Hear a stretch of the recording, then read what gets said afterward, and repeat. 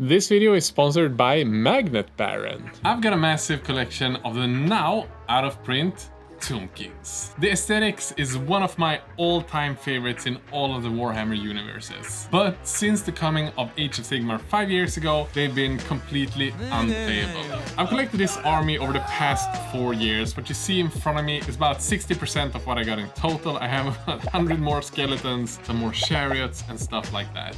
But the problem is I have no whatsoever interest in playing the old Warhammer Fantasy. But I have an idea. This is Lord Croak, and this is his gang. And the Seraphon army is one of my current favorites among the Games Workshop lines. And these are currently playable in Age of Sigmar. So the idea is to take this army, Seraphons, and bash them together with Nagash and the Tomb Kings to create one freaking epic army.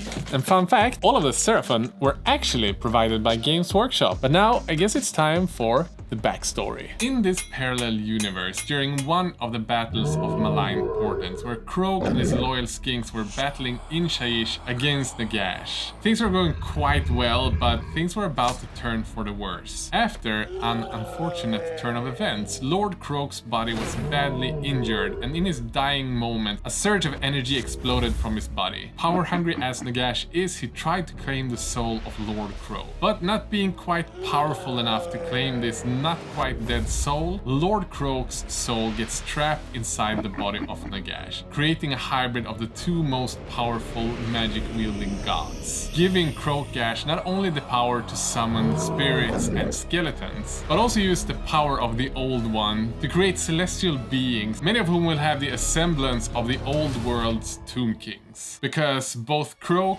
and Nagash lived back in that time, and their power together just makes this magic army happen. I quite haven't figured out how I'm gonna do everything in this army, and honestly I'm quite excited to have your input and maybe creative ideas to help me make this army as cool as I possibly can make it. But I do have the start of the army, and the first thing that I'm gonna do is take the throne of Croak, add Nagash on top of the throne, so I think we're gonna start with this one.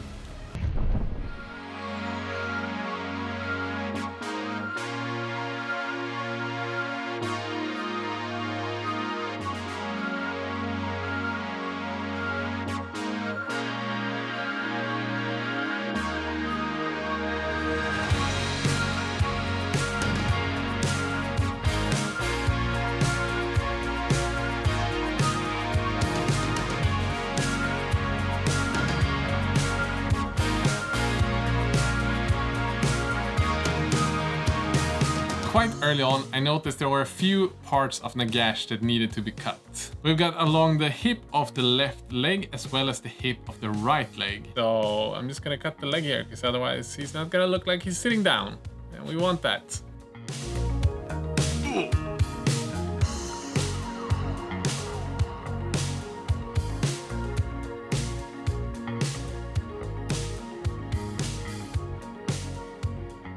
Using super glue and activator, I can super easily just glue these in place with the smallest connection point ever seen to man. Using this technique, I don't have to pin anything at this stage. We can use green stuff later to connect the different parts and make them stronger.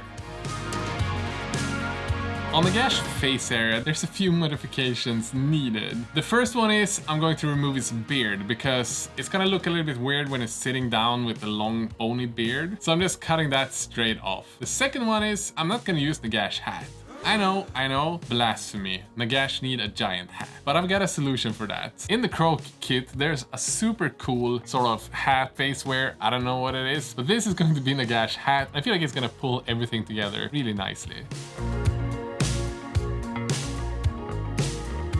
At the back of his head, we're going to need the green stuff to fill out the head, but we can do that later. I finally come to a point where I can start test fitting the model on the throne. Unfortunately, some of the snakes that's on the throne had to be removed because Nagash is just too big and he would sit uncomfortably on these snakes. I should have just not glued them in place. And thought that maybe I can just add a blob of green stuff and push his buttocks into that green stuff to get a placement for where Nagash is going to sit. So far, so good.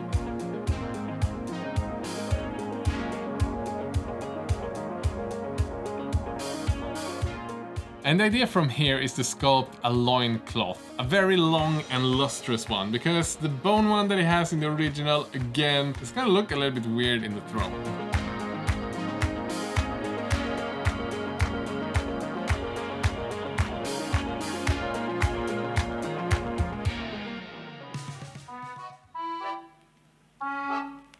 And I had a little bit of an accident happen, because the green stuff under him hadn't dried yet, so the blanket has now stuck, but it looks so good, so I don't want to remove it, so I'm gonna have to paint the whole thing back in place. I can't paint Nagash separately. I'm gonna let it rest now so that it dries properly, and then I'll continue with it some other day. I also have a couple of these War Sphinxes and a Necrosphinx, and my idea here is quite simple. I'm going to remove the Howdahs from these and add the Howdahs from Engine of the Gods and Bastiladon Solar Engines. I think I'm going to use magnets to magnetize the Howdahs so that I can switch in between them depending on if I want to play them as Bastiladons or Stegadons.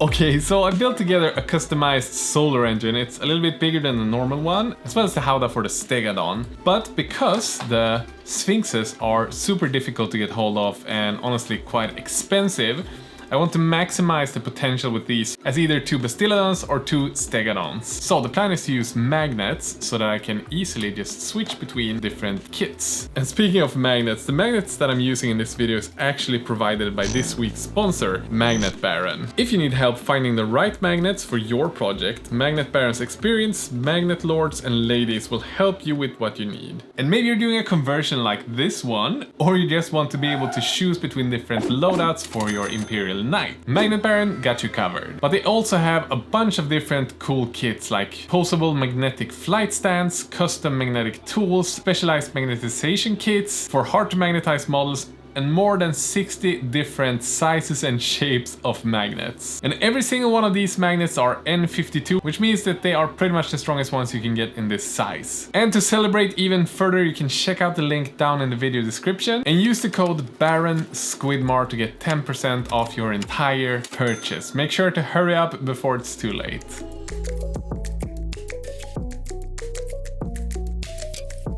So for this video I'm using the starter kit that Magnet Baron sent me. I'm using the drill that they have, and it's just perfect because it contains all of the drill bits that's in the right size for the magnets. And quite honestly, it's the sharpest drill I've ever had. It's so much better than the cheaper ones that I bought at the store. And in my opinion, the best thing that they sent me are these 2 magnetization tools, because I don't know how many times that I've glued magnets on in the wrong direction, but with these ones you have one positive and one negative side. So that way you won't mix up your magnets ever again. And on top of that, when I got started with magnetizing, I used to use the backside of my knife to get the magnets in place, but I don't know how many times I've accidentally gotten glue there and I've ruined either the knife or I've glued the magnet stuck on the knife.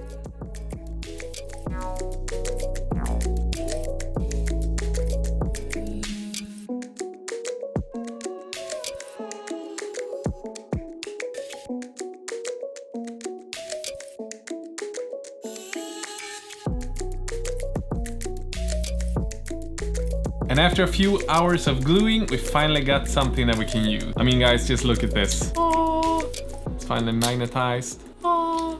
This is gonna be so awesome. And then on top of that, we got this bad boy, so I can change this one out whenever I need to. And as you can see, it's starting to look pretty damn sweet. I still haven't quite decided on what I'm gonna use as riders for these. If it's gonna be skinks or skeletons. I don't know. If I do skinks, I feel like I have to make them like mummified and maybe add like Tomb King's parts like the helmets and shields. If I do skeletons, I feel like it's gonna look a little bit too much like just the Tomb King's army. I don't know, let me know if you have any other ideas as well. My, oh my. So Nagash have rested over the weekend, and I thought let's just sculpt everything as it is in place because Nagash is stuck. Fix the hole on his leg, fix everything on his back, his butt, and the knee pad. But alas, I could not reach behind him whatsoever. There were too many small bits, and it would also be really difficult to paint behind him. So I decided I would cut the crotch log. I feel unbreakable.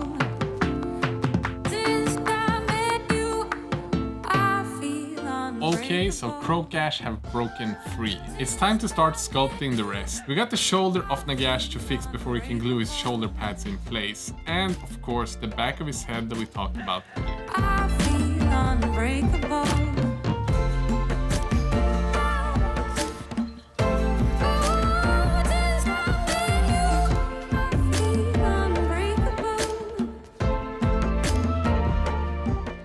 We also need a little bit of cloth to cover his rear. I don't know why, but there's a lot of focus on his buttocks, and I'm all here for it.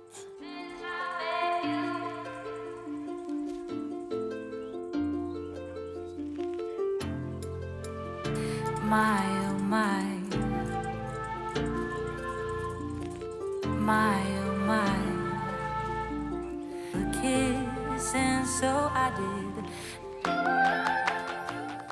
And with the last parts glued in place, I think our almighty lord Croak Ash is ready for basing, but I think that's for another video. I'm honestly super excited just to have started on this project. I feel like this could probably be my coolest army I've ever done if I manage to paint it nicely. It also feels good to kind of have narrowed down the army, so I don't have these thousands of dollars worth of models that I have to paint up like 180 skeletons or whatever it is. And that makes me super hyped. It feels so much more obtainable right now. One thing that I really want to do at some point is to make like the coolest banner I've ever done, like a huge freehand banner, some cool figure just holding it up so it feels like a centerpiece, drawing people in. I think that would be just the most amazing thing. Just hook me up with all the inspiration you can find. Also, a massive thanks to all of the patrons who donate a few dollars every month supporting this channel. If you want to help out, you can check out the link down below. If you don't have the funds or don't want to, people, don't worry, just watching the video makes me happy enough. And if you can like the video and subscribe, you know what, that's lifted you 10 times more in my eyes. With that said though, check out Magnet Baron down below and have a great day. Bye bye.